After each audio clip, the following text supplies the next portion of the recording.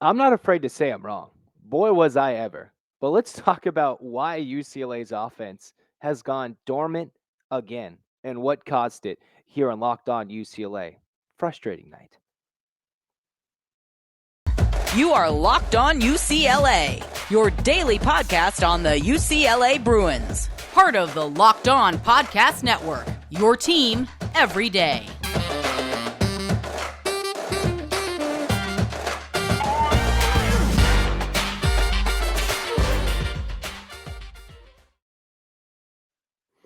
Hey, everybody, it's your favorite host. It's Zach Anderson-Yoxsimer with Locked On UCLA, diehard Bruins fan and D1 play-by-play broadcaster. Thanks for tuning in. This episode is brought to you by FanDuel. And also just letting you know that this podcast is free wherever you get your podcast, and it's available on YouTube. So hit that subscribe button, like, comment, and subscribe. You know, frustrating, again, for UCLA, considering, hey, yeah, did I put up that pod that said they would win? I did. I thought they would sweep in the regular season. And come to think of it, I completely forgot that the second half Bruins against USC, the curse of Galen Center for whatever reason under Mick Cronin, all exist. And that most importantly, a power outage for UCLA's offense came for the second straight meeting against USC. So let's go into the numbers and dive into what led to this collapse for the second straight time for UCLA against the Trojans and for their fourth loss this season. The final 77 to 64. Just the third time UCLA has given up 70 or more points. They've lost them all. The Bruins turned it over more often than the Trojans did. That was the first time UCLA has turned it over more than their opponents have in a game this season. And while you have to applaud the effort for the Bruins this year, 21 games in, you'd have liked it not to come against USC in a game where they needed to take care of the basketball. So while UCLA normally goes through these outages, right? Even in the first half, 4 minutes plus scoring droughts again and again. It truly took that flagrant foul and that intentional foul, and Jalen Clark went up for the rebound for UCLA to even get on that run to get rolling, and Singleton to get hot late at the end of the first half. I believe three late straight made threes to put the Bruins up 37 to 25. It had me sitting there in my seat thinking, all pretty, I'm smug. I was right. I was wrong. UCLA up by 12 at the half, almost a few weeks after they're up 18 points at the half against USC. And we thought that was a collapse. Yeah, the Bruins scored more points this time, except they allowed 50-plus points to USC in the second half, and one Boogie Ellis, who put up 31 points, 27 of those coming in the second half. A lot of late free throws, but that's not to deny the fact that he was red hot. You had Trey White get a couple of buckets. You had Drew Peterson hit some big shots with 9 points. They all were hitting big buckets for USC late. So can't deny the fact that SC got hot. But when you're up 12, even if SC is red hot and you're turning over the basketball and you just can't buy a shot, UCLA between Jalen Clark, Adem Bona, and Tiger Campbell went a combined 0 for 6 with 5 points, 4 free throws for Tiger Campbell. So when your MVP, when two of your top 3 scorers are not scoring the basketball, when Campbell is turning it over, yeah, he did have 4 assists, but 3 turnovers in the second half.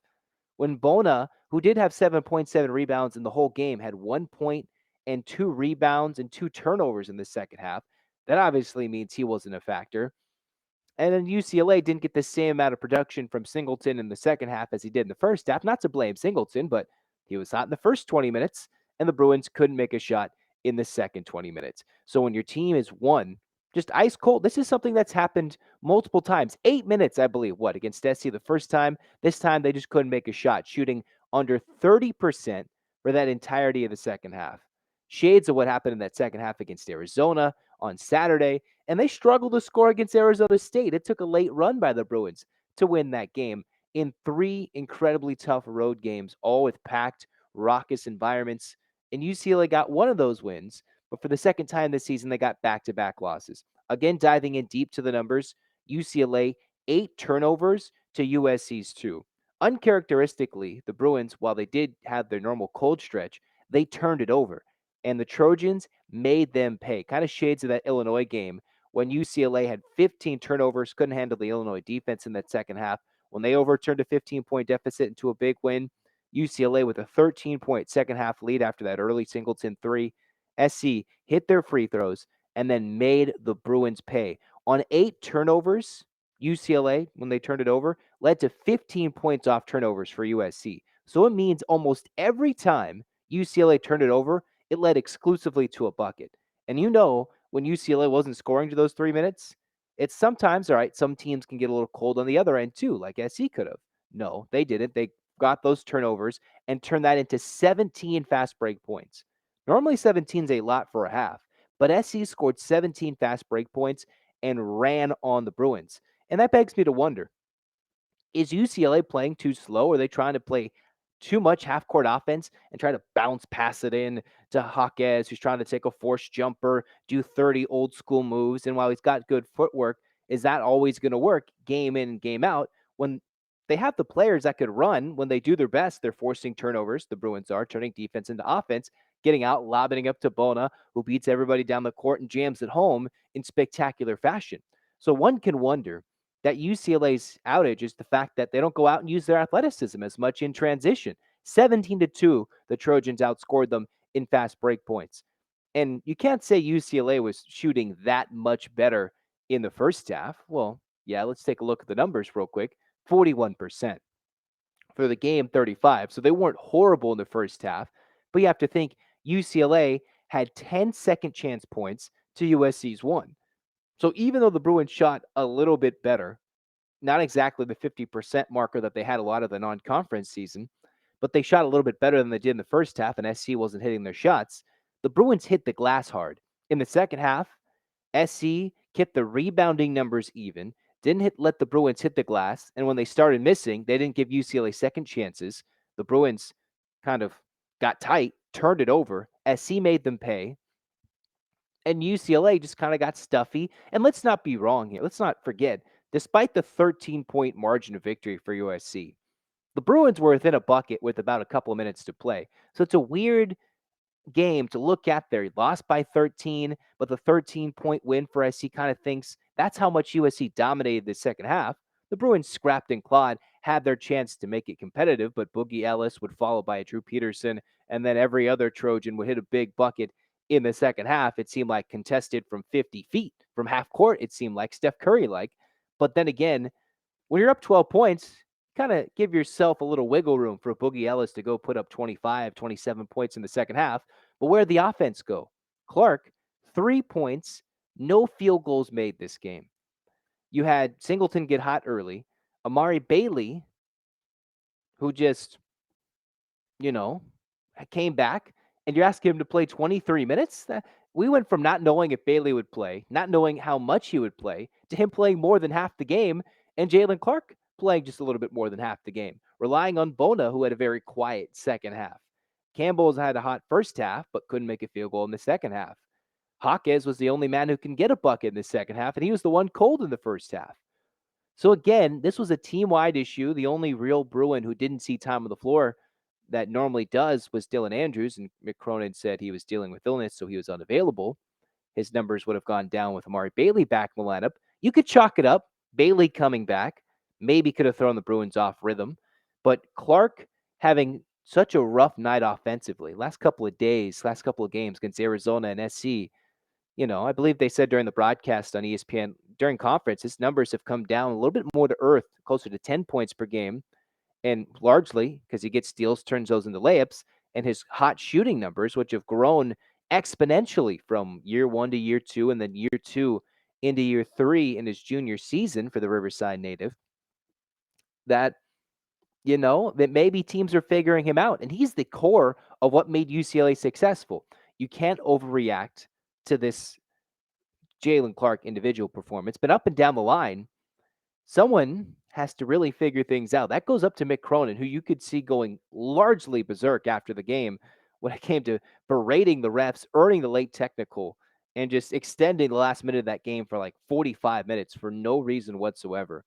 A frustrating effort once again for the Bruins, and just mind-boggling considering it's like they didn't learn any lesson from a few weeks ago, which makes you wonder, what did they cost by losing this game, considering they had this led by 12 at the half? What did they cost themselves by losing this? We'll tell you after we talk to you about FanDuel, who is the new official sports betting partner of Locked On. They're the number one sports book in America. We're really excited. And if you're new to FanDuel, that's even better. They have so many great features that makes betting on sports fun and easy.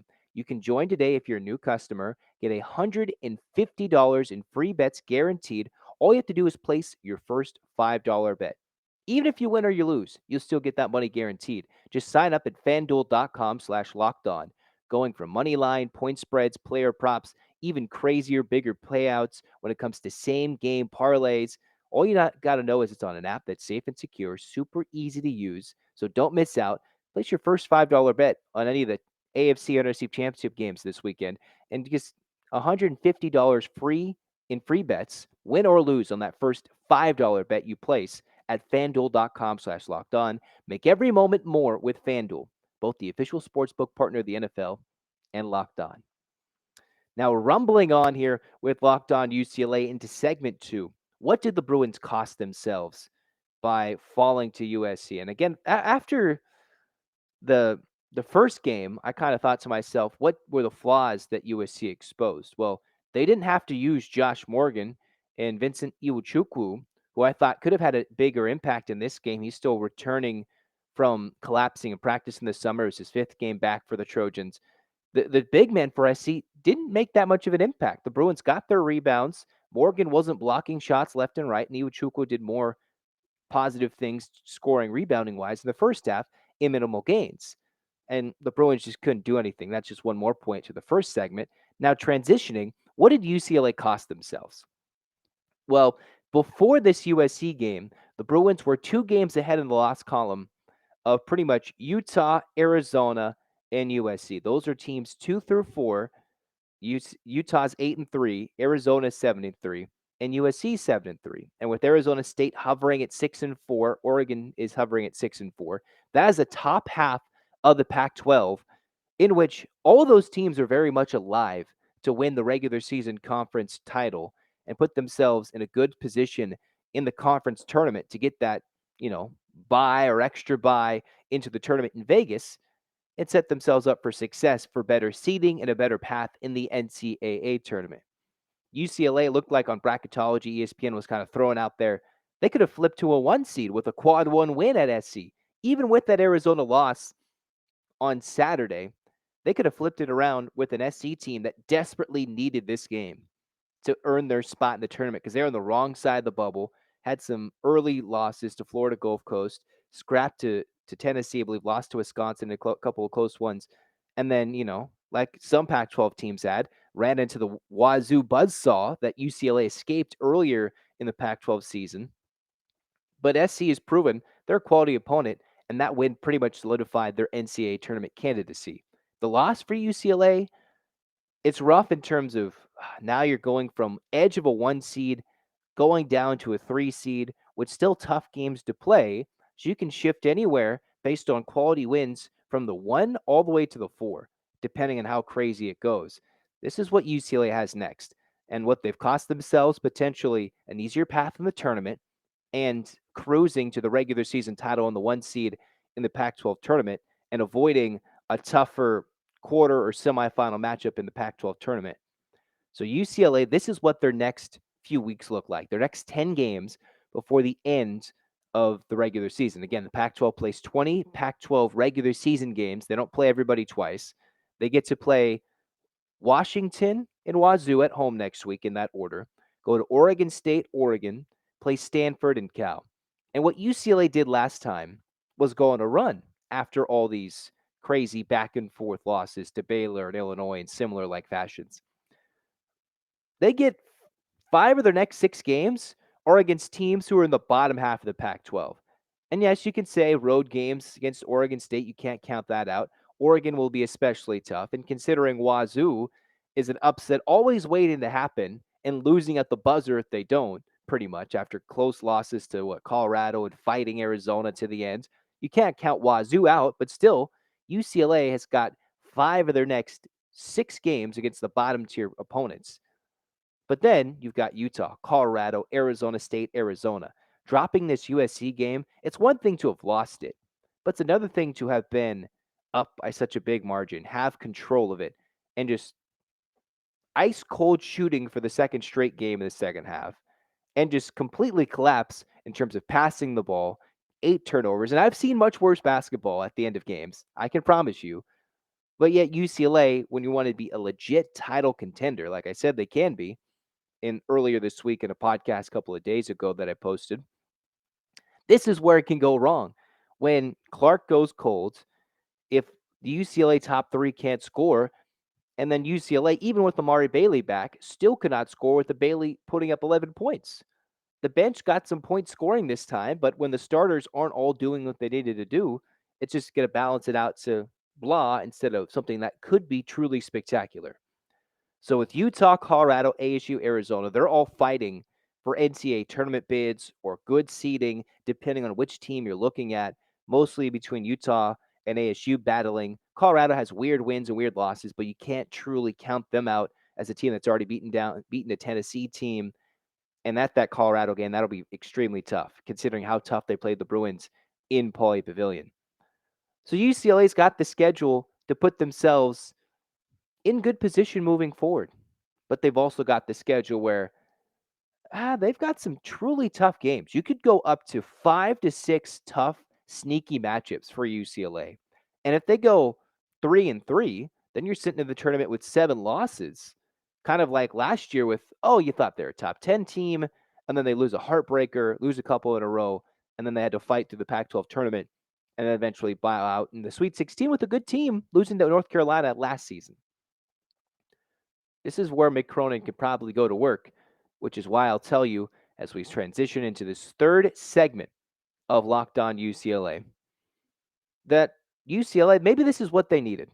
Mick Cronin seems to do his best work after the first 2 losses to Illinois and Baylor back in November. People forgot about the Bruins. Then all of a sudden, 13 wins in a row after a 3-2 start. You could argue about the competition, but just straight up beat up the Maryland Terrapins. Beat up Kentucky. Well, can't say beat up, but they're controlling the game, let them back in, and again, cold offense, and then eventually won that game by 10.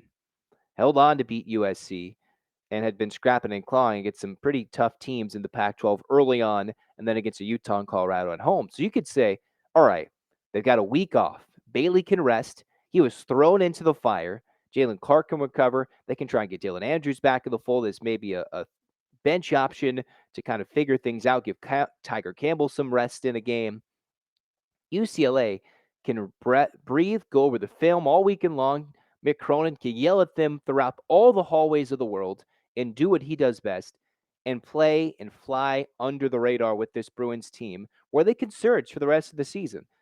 There are those 6 maybe sneaky matchups, which I'll say are Wazoo at home, at Oregon, and then you have at Utah, at Colorado, and ASU and Arizona at home. The USC regular season series is done, and Utah, Colorado, ASU, Arizona at home to end the regular season. That's not even including the Pac-12 tournament, which could throw you right in front of a USC for a third time, or an Arizona school for a third time, or dare I say Oregon for a third time, who is playing for their tournament lives in that Pac-12 tournament, which we've seen them do before in recent years under Dana Altman. UCLA, it could be all right. As I said, 5 of those 6 games against the early part of that rest of the back half of this Pac-12 schedule, easier opponents, they can get hot, they can get confident, and they can relax and re-find that newfound burning fire that really rejuvenated themselves after they just played defense, hustled, and rebounded that. They did simple things to get all those wins following Illinois and Baylor and Vegas. And you have to remember, once again, UCLA is still unbeaten at home and hasn't lost with fans since before COVID. With actual fans in attendance, they have not lost since Cronin's first year before COVID. Can't speak to why they can't win in the Galen Center, although crazy crowd, awesome crowd, great to see that environment last few games. Now the Bruins are tested. They're battle tested. The only problem one could say is in these battle tested games, UCLA hasn't won a lot of them. And yes, you can say Maryland, yeah, boom, Kentucky, they closed that one out. But I would say in the true battle tested games, UCLA is now, 2-4 in those games. I would say all 4 of the games UCLA's lost, they're fairly winnable. They could have won any of those games. The most close down to the wire finish in terms of score was the Baylor game. They controlled Illinois in the SC game. In the Arizona game, that's just a weird game in general out there in Tucson, out in the McKale Center. But they could have won all those games. They weren't blown out, but they haven't found ways to win games that they shouldn't. Like, say they were at SC last night. You could see them be within a bucket late, and they find a way to win that game. It would have been a horrible performance. It is a horrible performance, a straight awful performance. But yet they got to go back, look at what they need to do, execution in the last 3 to 4 minutes of games where they're close. And that's what UCLA needs to do to get some wins. You could say that Oregon game was close late. The Washington State game was a scrap. But against the teams that are playing or close to tournament berths at the moment, at this very moment, at the end of January, heading into February, where do those teams stand in terms of who can be UCLA's, who will be UCLA's competition in terms of a Pac-12 title, an NCAA tournament berth? Well, we're going to find all that out because I think this is the rest UCLA needs. They get a week, and then the rest of the season, it's 2 games here on out, battling and preparing for the attrition of the back half of the Pac-12 schedule. Mick Cronin says, yeah, we like to give our guys breaks, shorter practices, but again, they got to get back to executing, maybe run more in transition, figure out, is Bailey the guy in the starting lineup? Is it Singleton? I still believe it's Singleton. You bring Bailey off the bench, but just kind of figuring out whose minutes does that spell? Do they go small? And if Bona isn't doing much, you lose size in the post, yes, but you just go with uber athleticism and a bunch of 6'5" guys outside of Tiger Campbell. Those are all things Mick Cronin has to figure out and has the time to do so over the next little under a week now, based on when I'm posting this, to their next game against Washington. If they lose one next week, that is fairly concerning. I'm not sure that they will. It could be close, but if they lose against Washington and Wazoo heading into the Oregon games, that's fairly concerning in terms of a late January schedule. It's only going to get tougher when you go play in the meat of the Big Ten. It's only going to get tougher. Maybe you could say overrated, but all this nonsense, it's going to get tougher with travel and all that. You just played and couldn't handle an Arizona travel and USC road games all back to back within a week stretch. We'll find out for the Bruins moving forward. Can they run? Can they score? Can they stop turning it over? One of those things, uncharacteristic. The other things they kind of put on themselves. We'll find that out as we end Locked On UCLA today. Thanks for tuning in. Go make Locked On College Basketball your second listen. They're a good show. Andy Patton, Isaac Shea, the East host other Locked On shows on the Locked On Podcast Network.